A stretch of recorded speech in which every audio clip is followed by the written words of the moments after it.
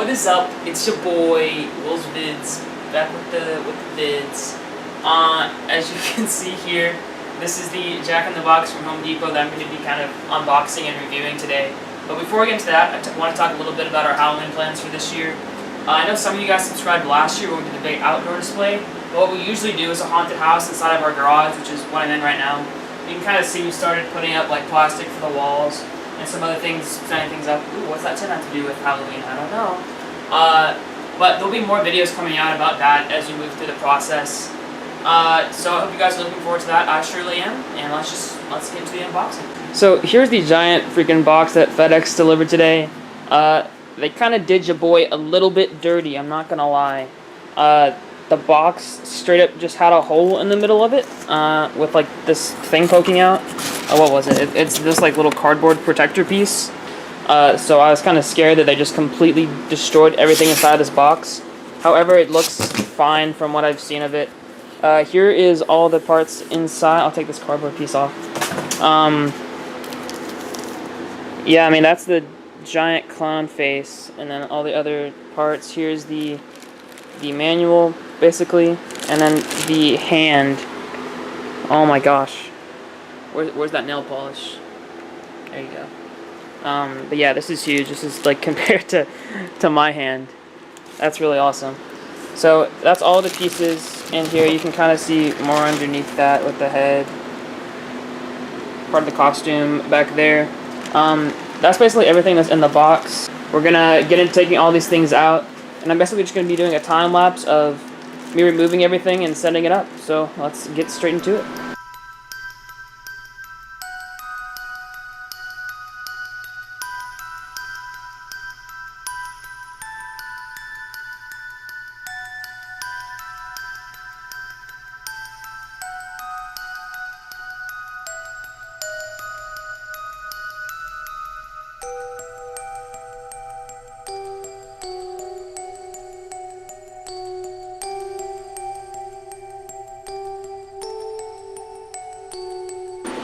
Alright guys, we finally have everything out of the box. So over here is basically all the poles that attach to the base that make the actual box part of it. That's the frame back there for the back of the Jack in the Box. So it basically goes behind him. It's like the lid that opens up. There's the two hands over there with... So, I mean, right now you only see the cloth that goes on the actual box, but I think the costume is in there as well. There's the spring right there, the red thing. Again, the other hand, that's the power control thing, the plug. That's the thing for the two arms. That's the actual like module that has all of the animation and stuff in it. And that is, of course, the head. So now all we have left to do is set everything up, which is just going to be another time lapse. So let's get to it.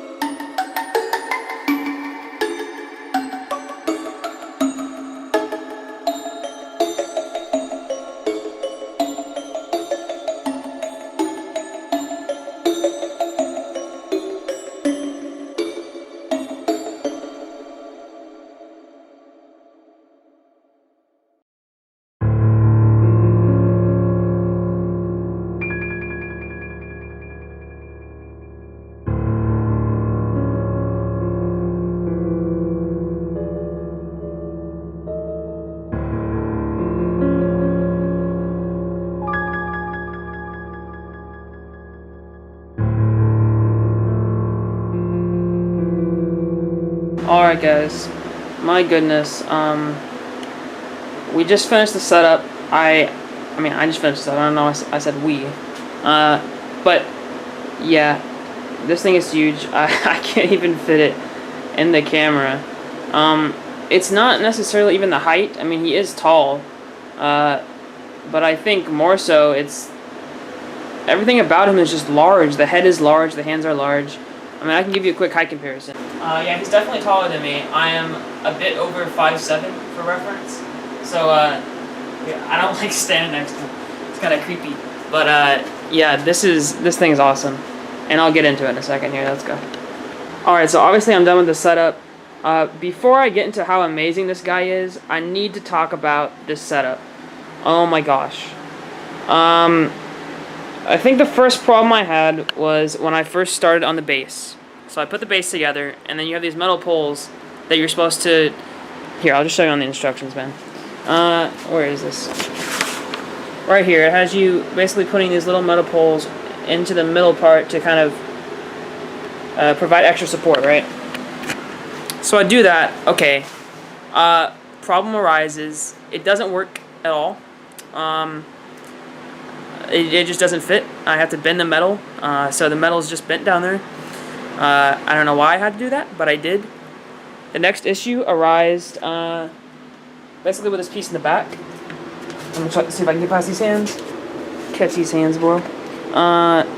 So for this piece back here, the back of the Jack-in-the-Box, it attaches down here. Let me turn up the exposure.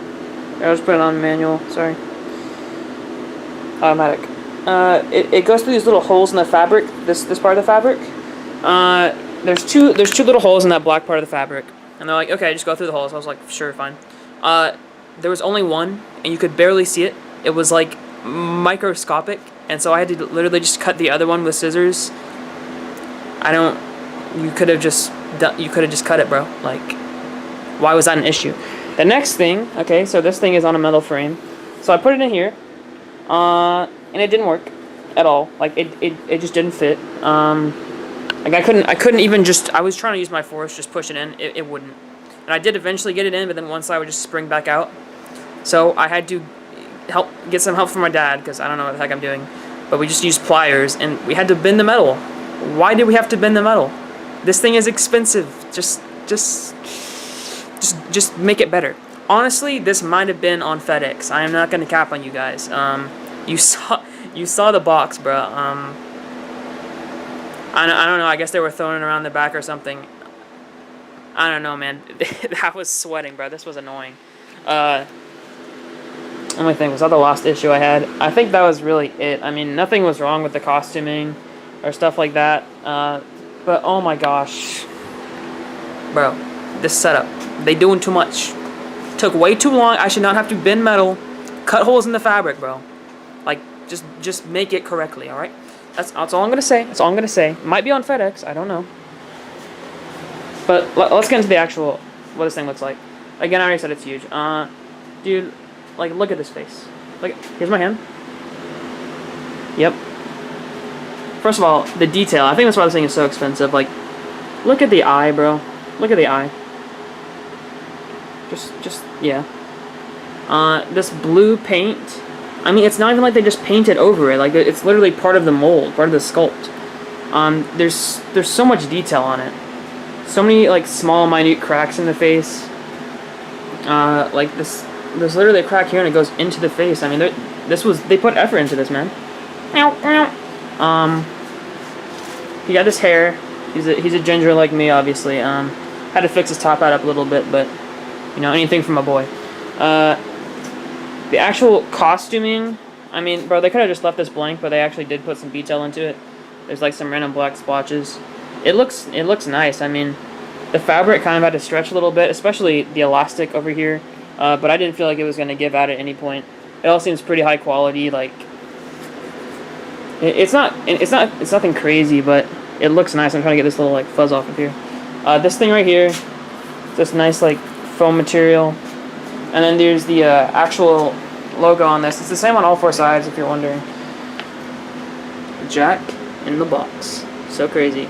It looks really nice on the camera, actually. Nothing to complain about there. I mean, I like how that looks.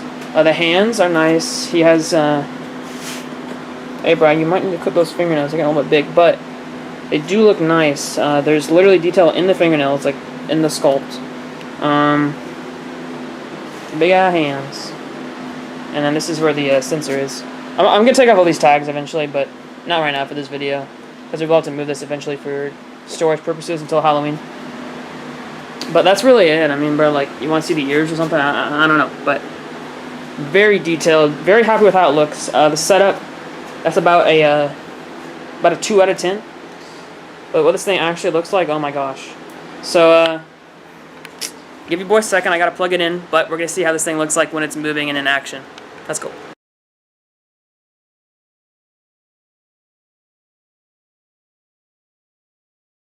Alright, so I got the extension cord plugged in. Okay, I just kicked the entire garage door. But let's see what he does.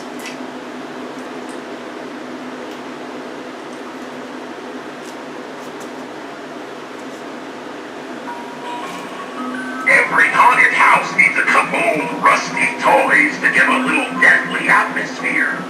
I'm good for a quiet, gloomy home. Or a really loud one!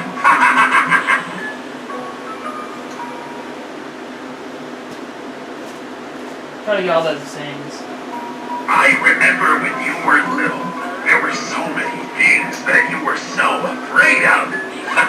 What a little crybaby! I'll find you in your dreams and conjure up some new things to be afraid of.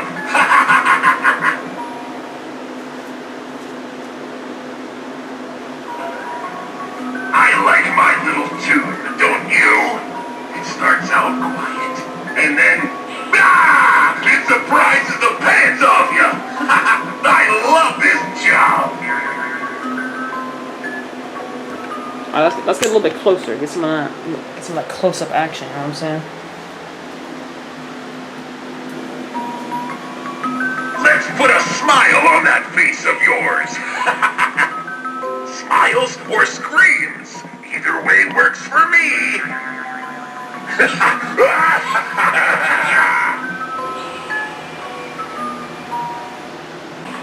Every haunted house needs a couple old rusty toys to give a little deathly atmosphere. I'm good for a quiet, gloomy home. Or a really loud one!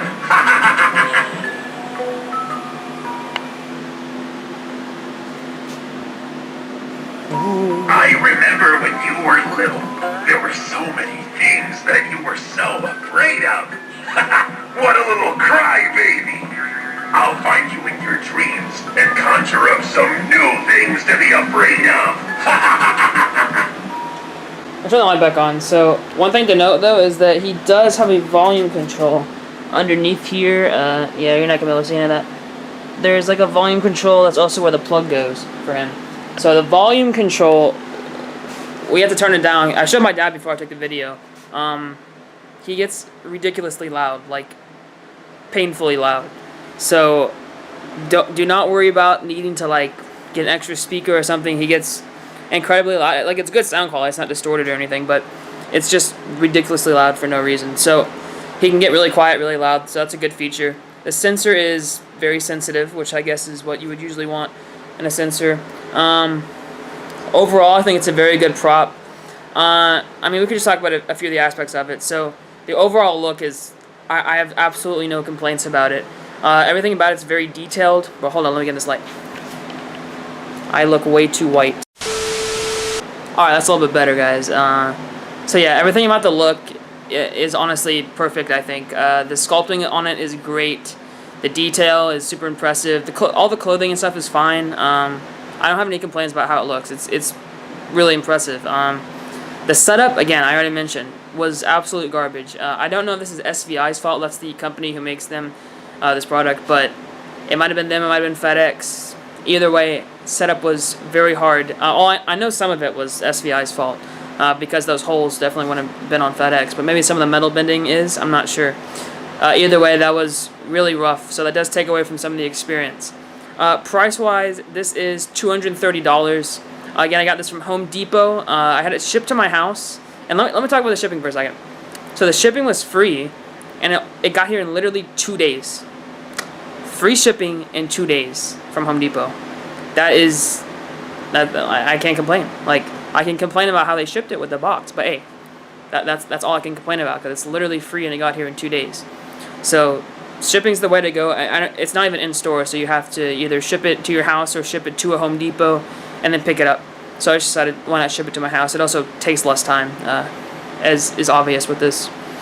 So that was good, but yeah, it's $230 shipping. I mean, yeah, shipping's free. Tax depends on where you are. For over here, it was like $14. I think the price is okay, but note that last year it was $200. Where did the $30 come from, Home Depot? Where did the $30 come from, my boy? I don't know about all that extra price gouging going on, all of this inflation. I don't know what it is, man. But look, it's the same prop. Like, you put some nail polish on him. You put a hat. I like it. I like what you did. But $30, my boy? $30? Unnecessary. So I am going to have to... I'm sorry. I am going to have to complain about that a little bit. It's not a terrible price. Like, it's a huge prop. The animation's good. But come on, it can be like $210 maybe if you want to raise the price for the nail polish, okay? And then lastly, like animation and all that, I don't have any problems with it. Like, I'm just looking over at him. Like, the mouth moves, the eyes light up, and he moves side to side. That's everything. But it's not like a lot of animation, but it's not like he really needs anything else. I mean, he's really menacing the way he moves side to side. I don't know what to say. Like, the animation's fine. The voice, I do like the voice acting. I mean, some of the lines are a little bit more corny, more cheesy, on the cheesy side of things than the scary side.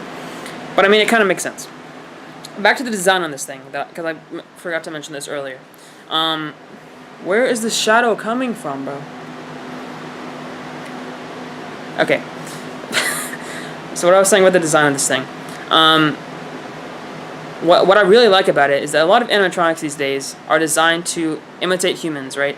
So, like, I don't know what examples, but most props are based on humans, whether that be like a zombie, which is obviously based on a human, or even a lot of clown props these days are just supposed to be a human dressed up in a clown, like, you know, makeup and all that stuff, which is fine. But the problem with that is that a lot of that falls into the uncanny valley side of things.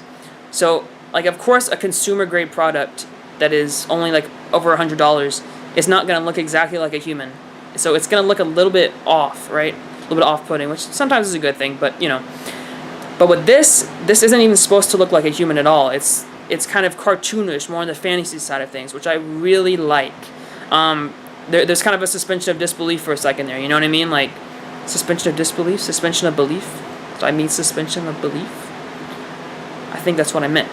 But regardless, you know, you kind of, I don't know, it literally just looks like a creepy doll that has come to life and is, like, evil now. It doesn't look like something that is, I don't know what I'm trying to say. It's a good design, okay? It's a good design. So that's basically all I have for this video. Of course, as I said before, new videos are going to be coming out regarding the setup of my haunted house this year. I have some cool stuff planned. It's definitely going to be a unique year. So be on the lookout for those videos in the future. Not immediate, but, you know, at least probably near the end of this month. Definitely in the beginning of October, those videos will be coming out. So thank you guys for watching, and I'll see you in the next video. Bye.